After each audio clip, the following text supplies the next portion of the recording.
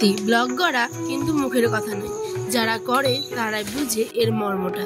যেমন আনন্দ আছে ঠিক তেমনই তার পিছনে সুখ দুঃখ সমস্ত কিছুই কিন্তু আছে। আমরা প্রত্যেকে জানি সুখ দুঃখ নেই তো জীবন, কিন্তু আমার বিশেষ করে জীবনে দুঃখটাই বেশি। তো যাই হোক, কী অবস্থা আমার প্রিয় পরিবার, আশা করছি যেখান থেকে ব্লগখানা দেখছেন ভালো আছেন সুস্থ আছেন। আমি উত্তর দিনাজপুর থেকে পায়েল। বলি বলুন তো আপনাদের, ব্লগ করতে নিয়েও মানুষের হাজার একটা কথাবার্তা, এইগুলো তো লেগেই আছে। এই নিয়ে অনেক ব্লগ আপনাদের সাথে আমি শেয়ার করেছি, ঠিক আছে, কিন্তু আজকেরটা একটু অন্যরকম। ব্লগ করতে গিয়ে আমার কাণ্ড হবে কে বা জানতো বলুন। তো সমস্তটাই ব্লগে শেয়ার করবো, আশা করছি ব্লগটা ভালো লাগবে। সেই অবধি দেখার জন্য অনুরোধ রইল। চলুন, সকালবেলা উঠেই মর্নিং ওয়ার্কে যাচ্ছিলাম।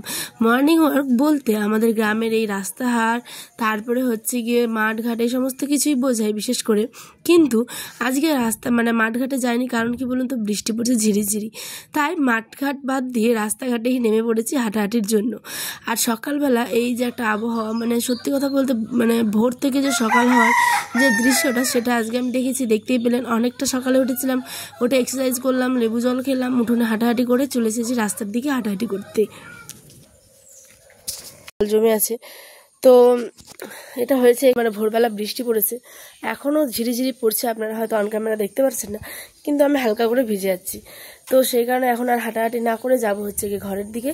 আয়নও ঘুমিয়ে, ওর আব্বাও ঘুমিয়ে। সারাদিন আজকে কী করি না করি সমস্তটা ব্লগটার সাথে শেয়ার করবো, আশা করছি ভালো লাগবে, জুড়ে থাকবেন।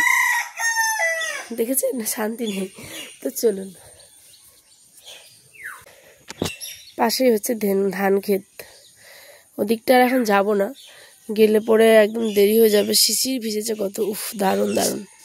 চলুন হাঁটাহাঁটি হয়েছে কিছুক্ষণ, তারপরেই আমার একটা দিদিভাইয়ের সাথে গল্প ছিল। তো দেখি যে ওও আবার রাস্তা দিয়ে হাঁটাহাঁটি করছে, তো আমাকে দাঁড়িয়ে ওও গল্প করছিল, আমি অনেকক্ষণ ধরেই করেছি। তারপরে চলে গেল, আমি চলে আসলাম হচ্ছে ঘরের দিকে। আর ওয়েদারটা আজ ভীষণ ভীষণ ভালো, জানেন, একদম মেঘলা মেঘলা ঠান্ডা হাওয়া দিচ্ছে বেশ একদম।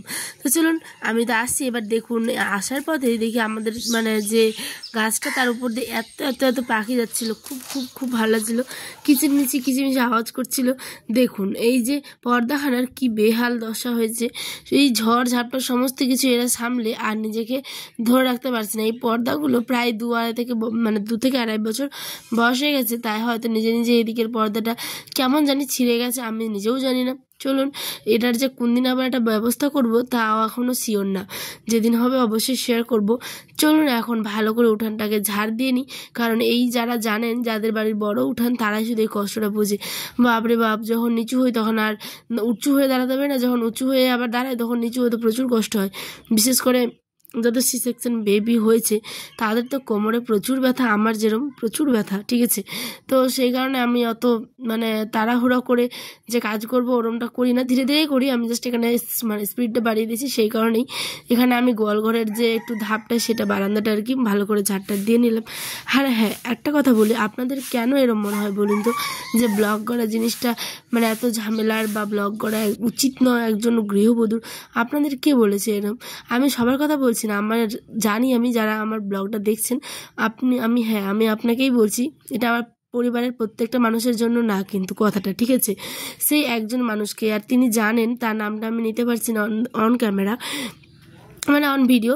তো সেই কারণে বলছি যে দেখুন, মানুষ সমস্ত কিছু পারে, ঠিক আছে, একটা একটা করে নিজের স্বপ্নগুলোকে চোখের সামনে সত্যি হতে দেখার যে মজা, যে শুধুমাত্র সেই স্বপ্নটা দেখে সেই বোঝে। হ্যাঁ, আর জীবনে চলার পথে তো অনেক অনেক অনেক ঝড় বাধা বিপত্তি আসবেই, সেগুলোকে তো এক চুটকিতে উধাও করে দিতে হবে, এটা করতেই হবে, নইলে কি বলবো, এই জীবন আমাদের একটাই, আর জীবনে সবসময় সংগ্রাম করেই বেঁচে থাকতে হয়।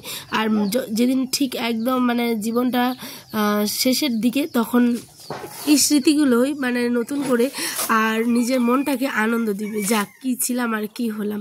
ভাবুন তো, আমি যদি এই ব্লগটা, আজকে আমার 1 বছর হতে আছে ইউটিউব চ্যানেলটা করা, আজকে যদি আমি ব্লগ না করে যদি 5 বছর আগে থেকে কি 6 বছর আগে থেকে করতাম, তাহলে কতটা ভালো হতো, তাই না বলুন? কত কিছু স্মৃতি, কত কিছু আয়নের ছোট্ট ছোট্ট একটু একটু থেকে বড় হওয়া, কত কিছু আমি আপনাদের সঙ্গে তুলে ধরতে পারতাম। কিন্তু ওই যে মানুষের সময় কখন যে কিরম থাকে সে তো কেউ জানে না।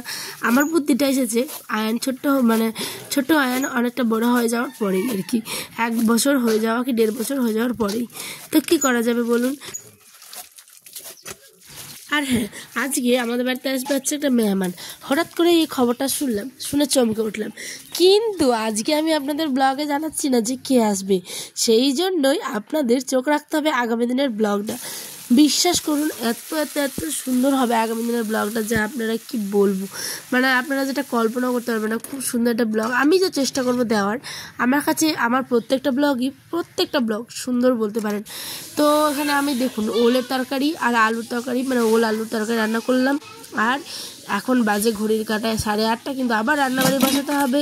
তার আগে দেখিয়ে দিই, ভাত করে নিয়েছিলাম, তখন কিন্তু জানতাম না যে মেহমান আসবে, ঠিক আছে।